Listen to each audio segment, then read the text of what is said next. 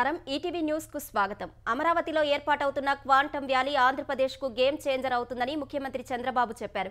భవిష్యత్తులో అన్ని సేవలు ఆన్లైన్లో నిర్వహిస్తామన్న సీఎం రిపోర్టులకు స్వస్తి పలికి ఆన్లైన్ ద్వారానే చూసుకోవాలని పేర్కొన్నారు. డేటా లేక్ వచ్చిన తర్వాత ఎవరూ తప్పులు చేయలేరని కలెక్టర్ల సదస్సులో వివరించారు. కలెక్టర్ల సదస్సులో రెండో రోజు స్వచ్ఛాంధ్ర, అటవీ, మున్సిపల్, పంచాయతీరాజ్ శాఖలపై చంద్రబాబు సమీక్ష నిర్వహించారు. జనవరి నుంచి వ్యర్థం అనేది ఎక్కడా కనిపించకూడదని స్పష్టం చేశారు. స్వచ్ఛ భారత్ కోసం ఏ జిల్లాలో పైలట్ ప్రాజెక్టు చేపట్టినా అది రాష్ట్రమంతా వర్తింపచేయాలని సూచించారు. అనంతరం క్వాంటమ్ వ్యాలీ నమూనాను చంద్రబాబు కలెక్టర్లకు చూపించారు.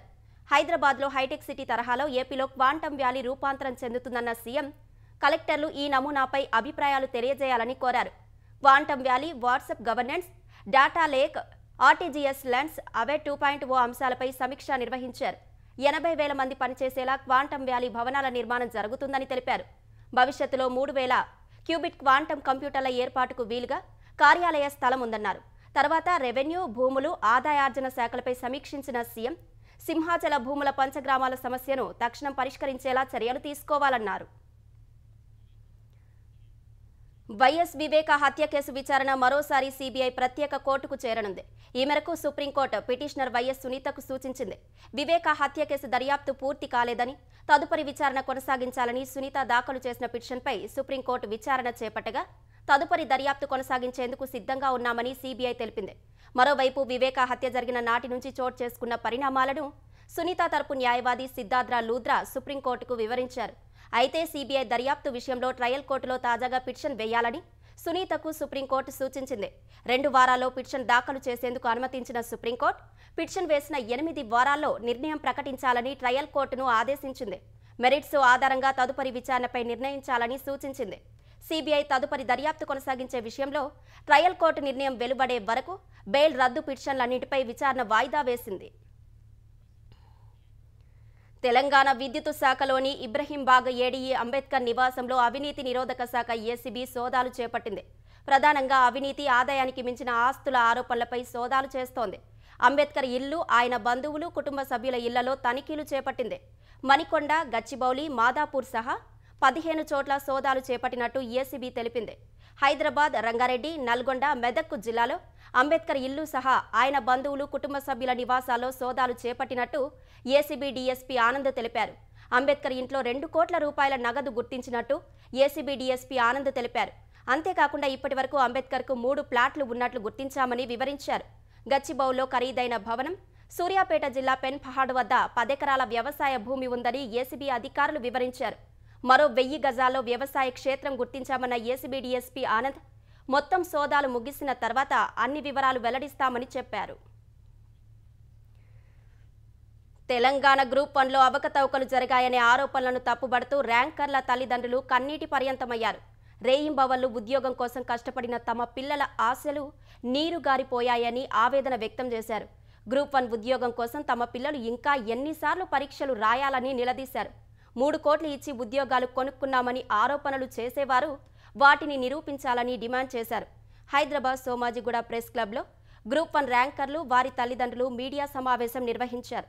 కష్టపడి విజయం సాధిస్తే అసత్య ఆరోపణల వల్ల తమ పిల్లలు మనోవేదనకు గురవుతున్నారని తల్లిదండ్రులు వాపోయారు. నిన్నటి వరకు విజేతలుగా ఉన్న తమ పిల్లలు తప్పుడు ఆరోపణల కారణంగా తలదించుకోవాల్సి వస్తోందని వాపోయారు. మళ్లీ మెయిన్స్ పెట్టినా ఆ ఫలితాలు కూడా రద్దు కావని గ్యారంటీ ఏంటి అని ప్రశ్నించారు. ఇప్పటికే మంచి ర్యాంకు సాధించిన తమ పిల్లలకు అన్యాయం చేయవద్దని ప్రభుత్వాన్ని కోరారు. రాజకీయాల కోసం తమ బిడ్డల భవిష్యత్తును పణంగా పెట్టవద్దని కన్నీటి పర్యంతమయ్యారు. వ్యవస్థలపై నమ్మకం కోల్పోయే పరిస్థితిని తీసుకురావద్దని కోరారు. గ్రూప్ 1 అభ్యర్థులకు న్యాయం చేయాలంటూ తెలంగాణ జాగృతి నాయకులు, కార్యకర్తలు హైదరాబాద్ నాంపల్లిలోని తెలంగాణ పబ్లిక్ సర్వీస్ కమిషన్ కార్యాలయాన్ని ముట్టడించారు. వెంటనే జాబ్ క్యాలెండర్ విడుదల చేయాలని డిమాండ్ చేశారు. కార్యాలయంలోకి వెళ్లేందుకు యత్నించిన నాయకులను పోలీసులు అరెస్టు చేశారు. కాంగ్రెస్ ప్రభుత్వం గ్రూప్ 1 పరీక్షలు వెంటనే రద్దు చేసి హైకోర్టు ఇచ్చిన తీర్పును గౌరవిస్తూ పరీక్షలు పారదర్శకంగా నిర్వహించాలని డిమాండ్ చేశారు.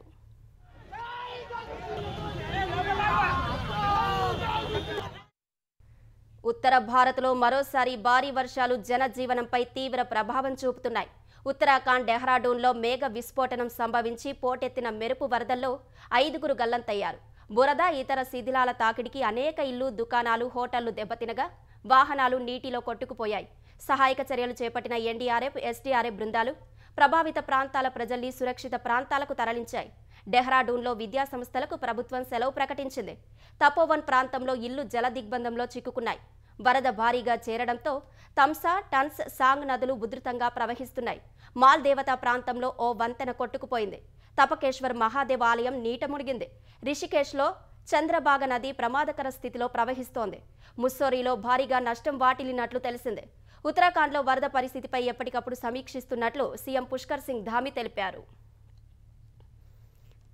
హిమాచల్ ప్రదేశ్లో కుంభవృష్టి వర్షాలకు మండి జిల్లాలో 3 దుర్మరణం పాలయ్యారు. కొండచర్యలు విరిగి వాలుగా ఉన్న ప్రాంతంలోని ఓ ఇంటిపై పడగా ఆ ఇంట్లో 3 చనిపోయారు. ఈ ఘటనలో గాయపడిన మరో 2ని రెస్క్యూ సిబ్బంది రక్షించారు. సమీప సోన్కాన్ నది ఉప్పొంగి ధరంపూర్ పట్టణం జలమయమైంది. అక్కడి బస్టాండ్ నీటిలో మునిగిపోగా వరద ఉధృతికి డజన్ల కొద్ది బస్సులు, కార్లు, ఇతర వాహనాలు కొట్టుకుపోయాయి. ఇప్పటి వరకు 1 గల్లంతయ్యారు. అనేక ఇళ్లు, దుకాణాల్లోకి వరద నీరు చేరింది. 150 మంది ఉండే ఓ హాస్టల్ జలమయం కాగా అందులోని వారు ఎగువ అంతస్తులకు చేరి ప్రమాదం బారి నుంచి తప్పించుకున్నారు. తమిళనాడులో డీఎంకే ప్రస్తుత పాలన పెరియార్ మాజీ సీఎం అన్నాదురై ఆశయాలకు వ్యతిరేకంగా సాగుతోందంటూ టీవీకే విడుదల చేసిన ఏఐ వీడియోపై తమిళనాడు సీఎం స్టాలిన్ మండిపడ్డారు.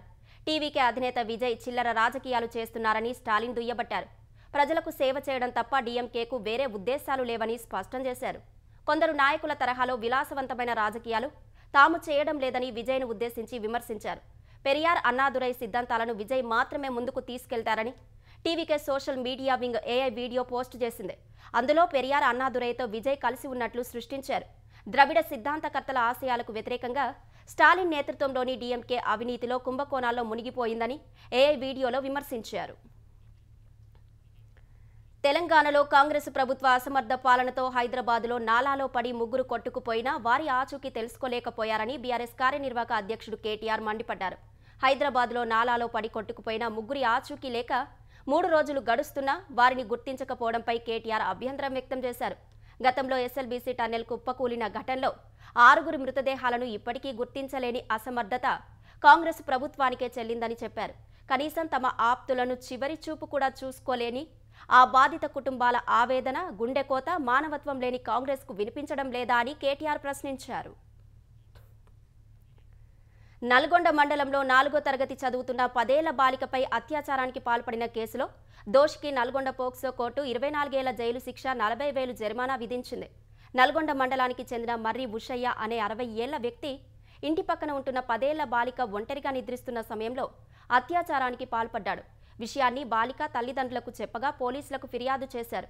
2023 మార్చిలో నల్గొండ గ్రామీణ పోలీసులు కేసు నమోదు చేసి ఛార్జిషీట్ దాఖలు చేశారు.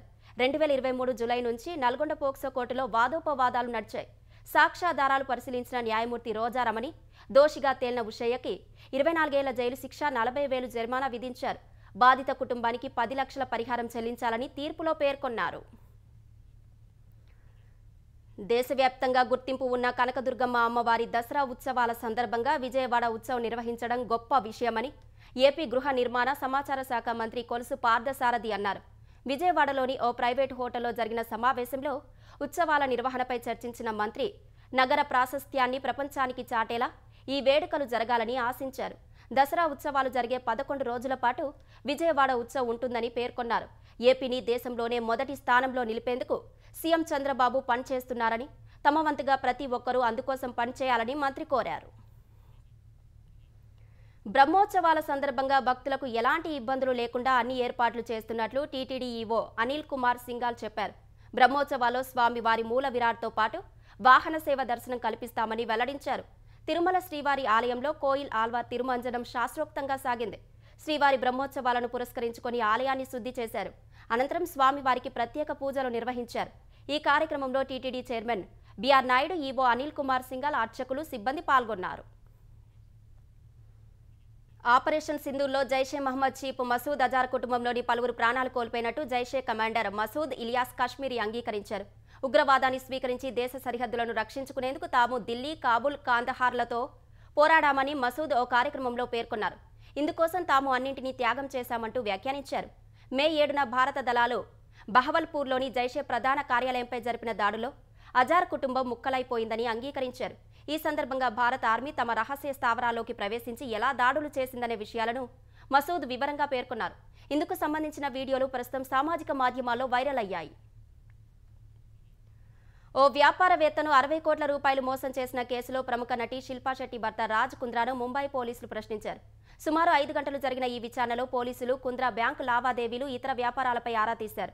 విచారణలో భాగంగా పలు కంపెనీలో 60 కోట్ల రూపాయల పెట్టుబడులుగా పెట్టిన విషయాన్ని రాజ్ కుంద్రా అంగీకరించినట్లు తెలుస్తోంది. ఈ నిధులను నిజంగానే సంబంధిత కంపెనీలకు మళ్లించారా లేదా ఇతర వ్యక్తిగత ఖర్చులకు ఉపయోగించారా అనే కోణంలో పోలీసులు దర్యాప్తు చేస్తున్నారు.